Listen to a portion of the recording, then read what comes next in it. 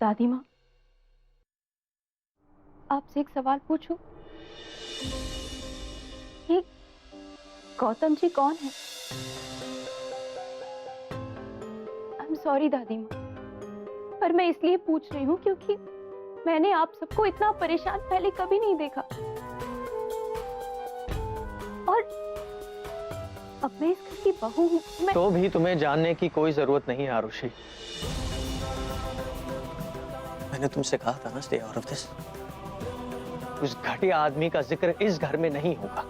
विहान, तुम कैसे कह सकते हो वो आदमी घटिया है? तुम पूरी बात नहीं जानते। मैं उसे जानना भी नहीं चाहता हूँ आरुषि। मैं अपनी मासी माँ की आंखों में आंसू देखे वो मैं बर्दाश्त नहीं कर सकता। आंसू उनकी आंखों में भी थे और उनकी भी अपनी कोई कहानी होगी। हो सकता है उनके और मासी माँ के बीच कोई गलतफहमी हो रही होगी। क्यों उस आदमी की इतनी तरफदारी कर रही हो? गुनहगार है वो, मेरी मासी माँ का और इस घर का, और मैं उस आदमी को कभी माफ नहीं करूंगा। और आज जब सब लोग उस एक शख्स की वजह से इतने परेशान हैं, तो तुम क्यों पुरानी बातों को दोहराना चाहती? नहीं विहान, ये पुरानी बातों को दोहराने की बात नहीं है। वैसे भी पुरानी यादों को दिल में दबा कर नहीं रखना चाहिए। और आरुषि सही कह रही है, आज ये हमारे घर की बहू है। अब इसे पूरा हक है सारी बात जानने का। दादी माँ, आपको कुछ कहने की या याद करने की जरूरत नहीं है। मैं जानता हूं आपने अपने दिल में बहुत दर्द छुपा कर रखा है। आपका हाल भी यही बयां कर रहा है। लेकिन विहार, आज तो तुम्हें भी सारी बात जानने की जरूरत है। मैंने ही पसंद किया था इस गौतम को नीलिमा के लिए, और ये मेरी जिंदगी की सबसे बड़ी गलती थी। विहान की मां नर्मदा, उसके परिवार में कुल 4 लोग थे। मां, पिताजी, नर्मदा और छोटी बहन नीलिमा।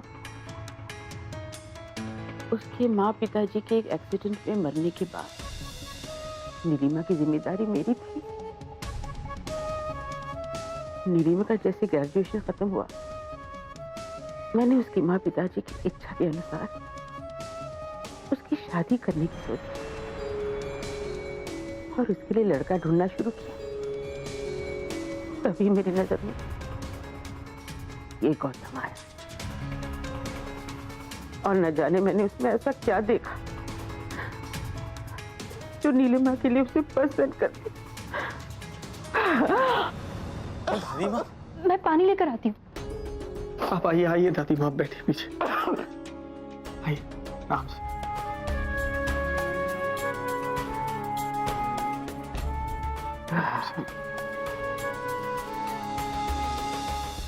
सबको लड़का पसंद आ गया था, पढ़ा लिखा था, अच्छा दिखता था,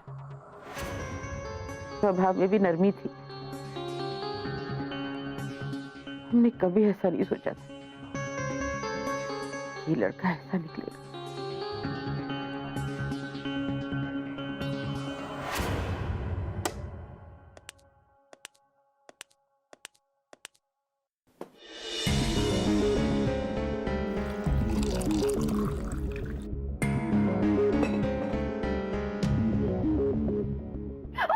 प्लीज प्लीज प्लीज चिल्लाइए मत, प्लीज हमारा यकीन कीजिए।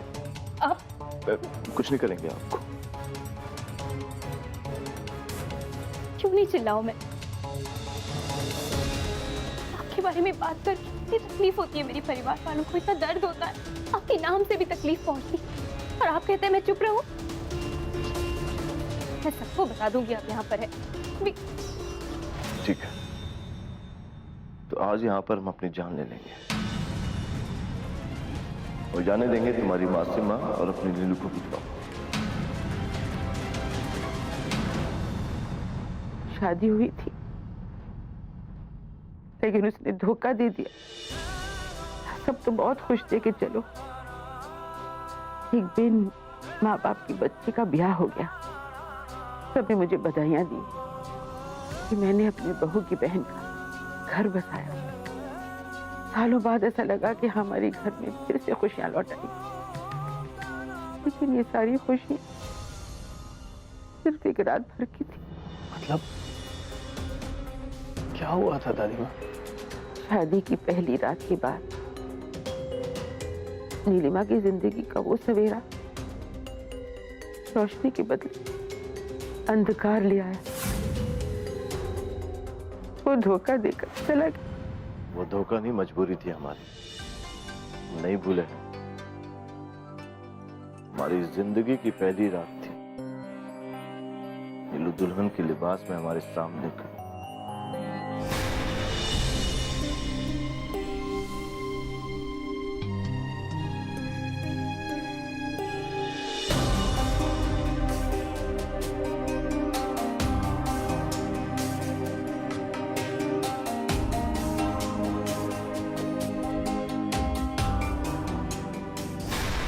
उसने उस रात सिर्फ नीलिमा के जेवर और पैसे नहीं चुराए, उस दरिंदे ने नीलिमा की आत्मा को भी चुरा लिया। उसने उस रात नीलिमा के साथ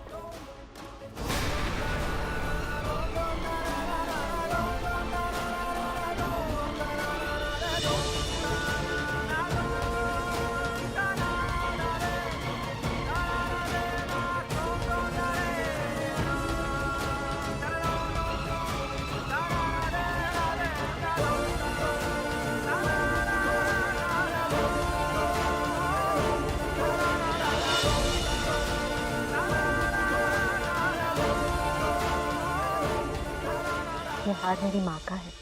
मैं हमेशा से बहुत पसंद था। माँ कहती थी जब तेरी शादी होगी ना तब मैं तुझे ये दूंगी। लेकिन जब दीदी की शादी हुई तो मैंने ये हार दीदी के पास देखा। मुझे बहुत बुरा लगा। लेकिन पता है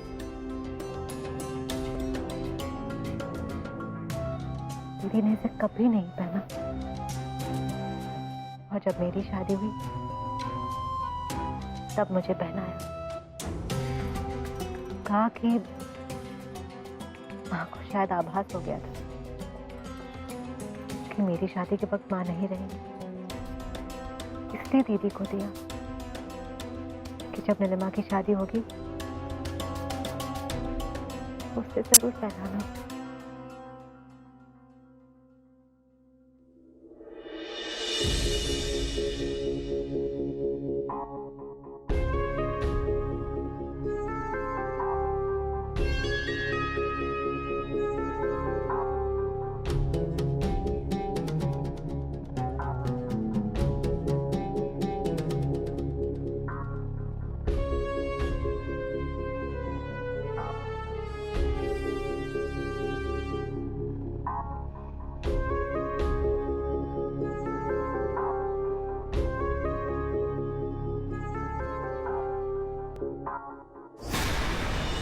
हाँ, नीलू से पहले भी हमने कई लड़कियों को शादी का धोखा दिया, लेकिन यकीन मानिए हमारा, हम सच कह रहे हैं। नीलू से पहले किसी भी लड़की के साथ हमने शादी के मकसद को या पति पत्नी के रिश्ते के मायने को पूरा नहीं किया। बस कीजिए प्लीज, बस कीजिए। आपके मुंह से ये शब्द शोभा नहीं देते। शादी के मायने मर्यादा। छी। माँ से पहले कितनी लड़कियों को धोखा दिया था आपने? 5। और उन सभी 5 लड़कियों के साथ भी यही हुआ था। सुहाग रात में वो और उसके घर वाले लड़की को कुछ पिलाकर बेहोश कर देते और उस व्यापार का सारा सामान लूट कर चले जाते।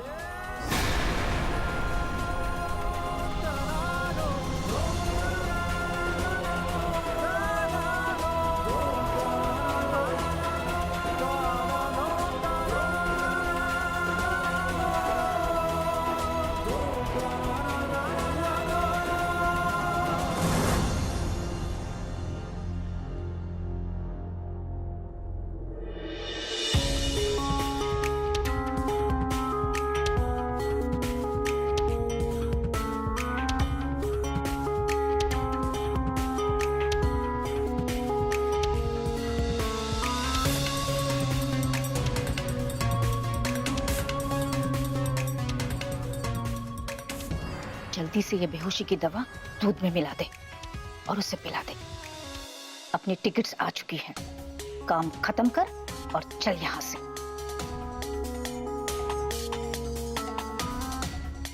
जा जल्दी कर। हमें नीलू से सच्ची मोहब्बत हो गई थी। शादी से पहले के 15 दिन की मुलाकात हमें उनके करीब लिया। हम उन्हें चाहने लगे थे। नीलू भी हमसे प्यार कर बैठी। उस रात तब हमने नीलू को वो दूध नहीं पिलाया। हम अपने माँ बाप के खिलाफ खड़ा होना चाहते थे, उनका विरोध करना चाहते थे। सच मानो। लेकिन हम नहीं कर पाए। बहुत हो गया बाबा। कब तक हम ये सब करते रहेंगे? बाबा, उनके साथ हम ये नहीं कर पाए। उनसे प्यार करना।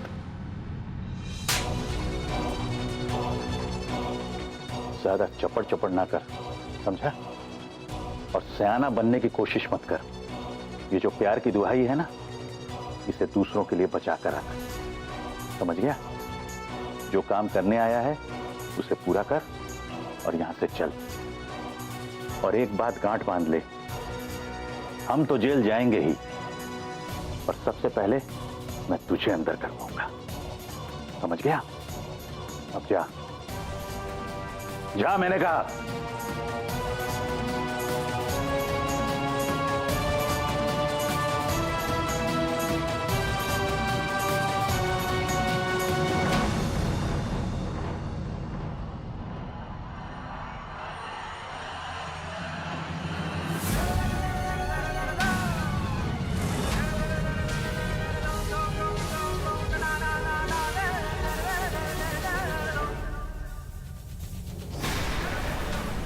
माना कि हमें हिम्मत नहीं, लेकिन हम नीलू के साथ कभी ऐसा कुछ नहीं करना चाहते। मजबूर थे हम, लेकिन उससे भी ज्यादा मजबूर हमारी अपनी किस्मत निकली। हमारी आंखों के सामने नीलू ने वो गिलास दिया और उसे पीने लगी। हम कुछ भी नहीं कर पाए। एक तरफ नीलिमा से जुदा होने का दुख भी था, लेकिन दूसरी तरफ ये खुशी भी थी। मेरी एक बेटी अपने घर सुखी हो गई, लेकिन किस्मत को यह मंजूर नहीं था। आंखों के आंसू सूखे थे, होठों की मुस्कान संभली थी। सुबह की किरण के साथ नीलिमा फिर हमारे सामने खड़ी थी, एक जिंदा लाश की तरह। घर इतना सुना सुना लग रहा है ना माँ। नर्मदा, क्यों उसकी जाने के दुख को अपने लिए भारी बना रही है? नीलिमा को विदा किया है, उसके बाद की खुशी मना। उसकी नई जिंदगी शुरू हो रही है, गृहस्थी बस रही है। और ये तो हर लड़की के साथ होना है, चाहे वो बहन हो या बेटी। उसे तो विदा करना ही होता है। वो तो है।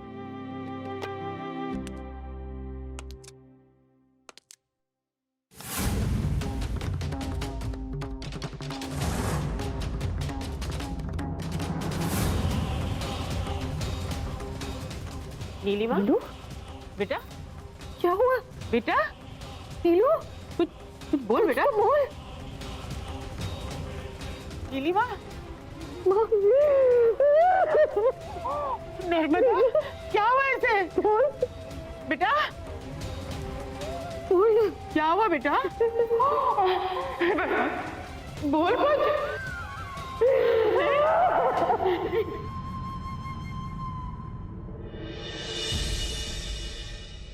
नीलिमा को पड़ोसियों से पता चला कि गौतम उसके परिवार वालों ने वो जगह 1 महीने के लिए किराए पर ली थी, और उसी दिन अपना सारा सामान समेटकर वो वहां से चल दिए।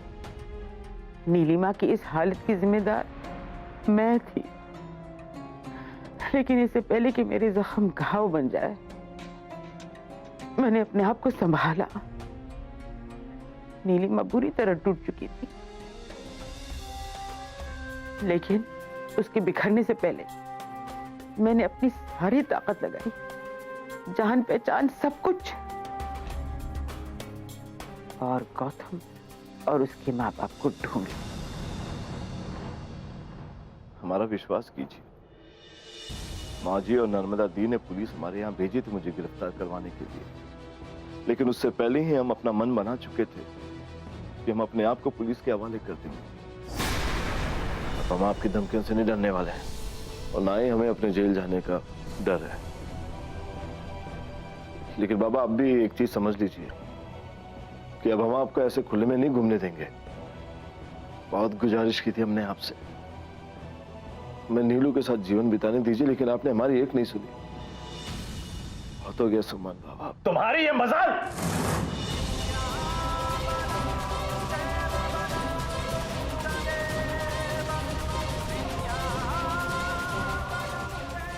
बाबा, हम नीलू से बहुत प्यार करते हैं बाबा, और हमारा प्यार कितना सच है ये हम उसे साबित करके दिखाएंगे। चलिए बाबा, हम अपने आप को पुलिस के हवाले कर देते हैं।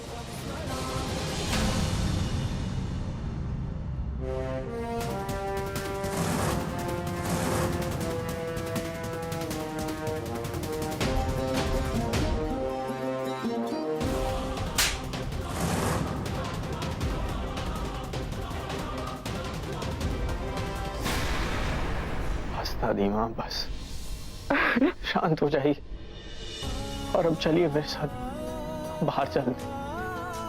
यूं ही यहीं बैठी रहेंगी तो दुखी होंगी, रोती रहेंगी।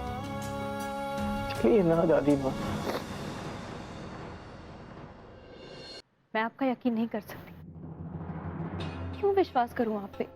क्या सबूत है आपके पास? आपकी बातों के अलावा कैसे विश्वास करूं आप पर? हमने पुलिस के सामने अपना गुनाह कबूल किया, और हमें उसकी सजा भी मिली, लेकिन हमारे अच्छे बर्ताव की वजह से हमें जल्दी रिहा कर दिया गया, और ये सब कागजी कार्रवाई में दर्ज है। तो रही बात हमारी सच्चाई की, तो उसके सबूत हम खुद हैं।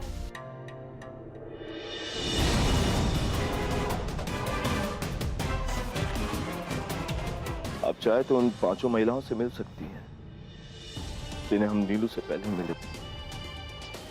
उनमें से किसी के भी साथ हमारे पति पत्नी जैसा रिश्ता नहीं था। हमारा यकीन मानिए, हमें सिर्फ और सिर्फ नीलू से ही प्यार